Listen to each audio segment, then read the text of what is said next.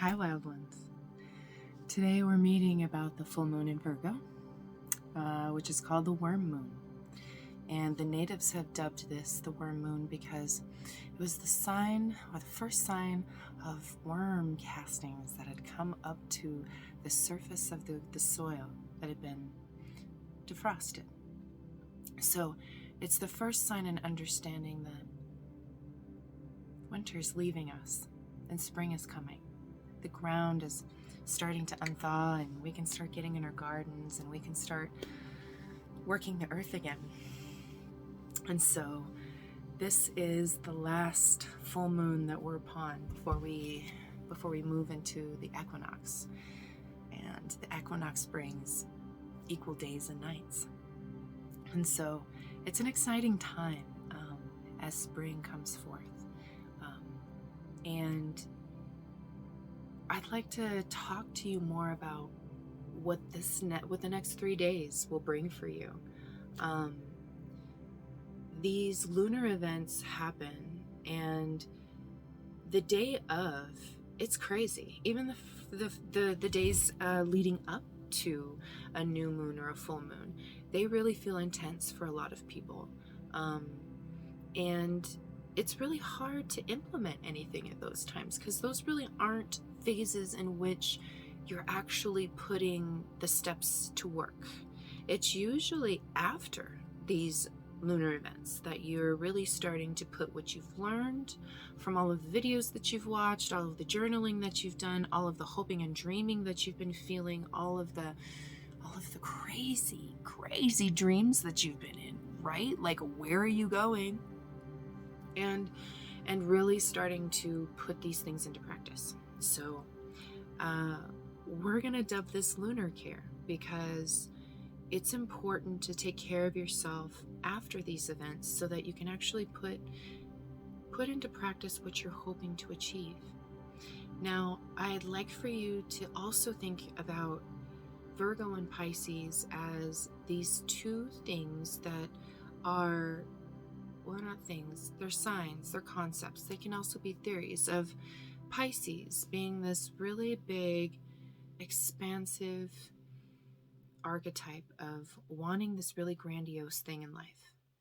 And maybe your conditioning, maybe the way that you've always thought is these things couldn't be for you. And the sign of Virgo that's opposing the sun right now in Pisces is saying, hey, I see you, and how about we start to implement and put into practice the small steps so that you can have the big dream that you want. Virgo's like, I want that for you. You know what I mean? And so the days after this full moon is considered a waning gibbous phase, which is just a fancy way of saying you're going to take everything that you've learned, you're going to fill your heart with gratitude, and you're going to start journaling, manifesting, and using these things as a way to bring yourself to the small increments in life, right? Not everything happens overnight. So I'm going to look at my notes some more, make sure I don't forget it. So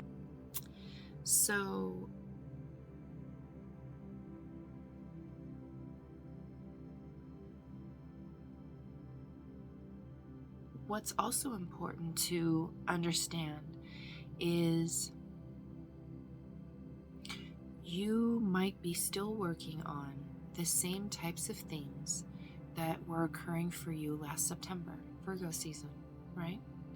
And maybe you're always coming to this point where you feel like, dang, haven't I been here before?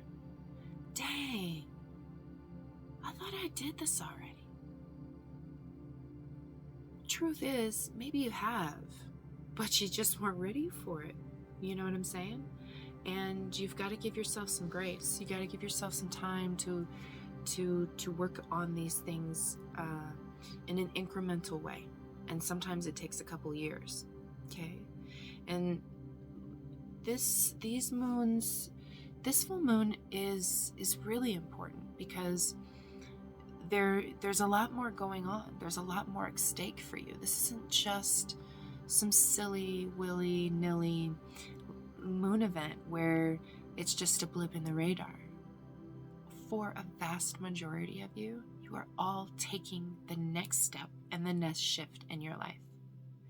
And I just want you to take away these 3 things that I have for you that are coming up that you should know and you should try to implement so that whatever it is that you're trying to bring into your life starts to come. We are all wanting that to come for you because we're all connected. And when you achieve, they achieve, she achieves, he achieves, because we're all unlocking energies for each other, okay? So don't feel bad about working on the very personal things that you're wanting to make bigger, because what happens is that's a chain reaction for us all. That's how we're all connected. That's the collective consciousness, okay? So 3 things. Here we go. They're pretty simple too. For the next 3 days, if you feel vulnerable and you are around people who you trust, who you want to get to know more, who you really feel is on your side. I'm not talking about toxic people, parents you can't trust, people that tell your business, or people that tell their own business too much on social media. I'm not talking about those people, okay? I'm talking about the real people that you trust and you can be open with and be yourself and not stuff yourself into a box. Those are the people that you can express the self-love to. It's self-love, you know. Maybe you're coming up on some things that you're changing and you're just really happy about it. Maybe you're thinking about some things that you're wanting to change and you're wanting to share that with someone that maybe have been through the same thing, or maybe they're just in the ear, right? That's what you need is community, is to make sure that that is still a part of your life, that you're not doing this alone. You are not alone, okay? Okay. Number 2, if you feel as if there's a lot of things going on and you can't pinpoint or narrow down anything right now, it's totally okay, all right? What you need to do is to make sure that you're just open and you allow for things to come in. So do your practices, do your journaling. I'm a big proponent of journaling, because if you're not writing down what's in here, how are you making it manifest in your life? How are you making it physical? Okay? You got to take the ethereal, you got to take all of this mental stuff and make it into physical manifestation, and writing is one of the best ways, okay? So waiting for things to come to the surface. As they do, make sure that you take your time. You're not rushing towards anything, okay? Nothing is perfect, and you're not rushing towards anything. You haven't missed out on anything. No one's to the finish line yet. Okay. Number 3, last one. Making, creating, and giving your all is absolutely necessary. It's necessary because you're really wanting to live now, aren't you? After everything that's happened to us over the past couple years, do you not think it's time to live? To live your wildest dreams? I think that it's completely possible. I think that all it takes are the small little steps. So, when it comes to manifesting, we're creating, right? We're making something. And so I need you to be your most creative self, okay? I need you to pull out all of the things that you own that are the color orange, and I need you to play with them. I need you to wear them. I need you to use all of your orange crystals, wear all of your gold jewelry and adornments. Make sure you're really in the essence, because you want to look at these things and go, yep, that's the physical manifestation of what I'm doing right now, and it's going to come. It's going to come, okay? Next, I just really want you to cultivate as much prana, as much energy as you can. So give yourself the right nutrients that you need, okay? Take care of your immune system.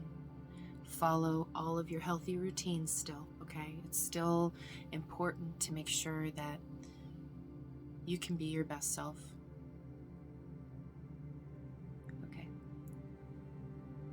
And so, another tip.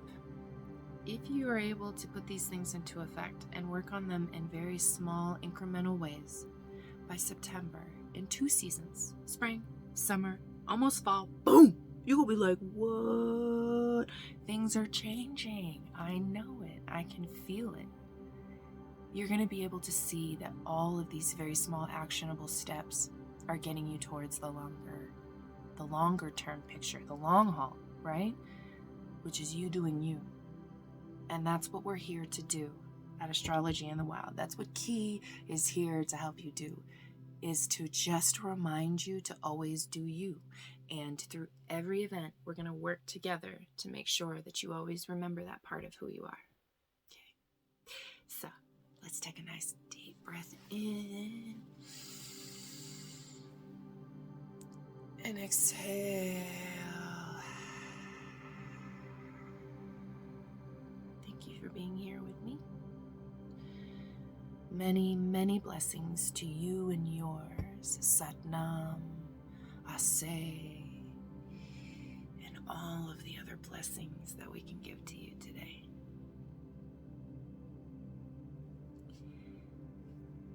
And last note, for all of you meditation heads out there, click the video up here.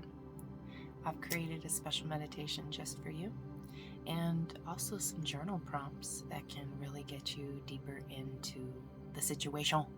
So, go there. I look forward to seeing you again. See you later, wild one.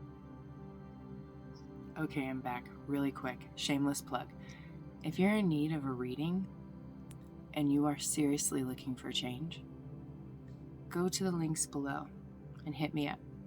I'd be happy to help you.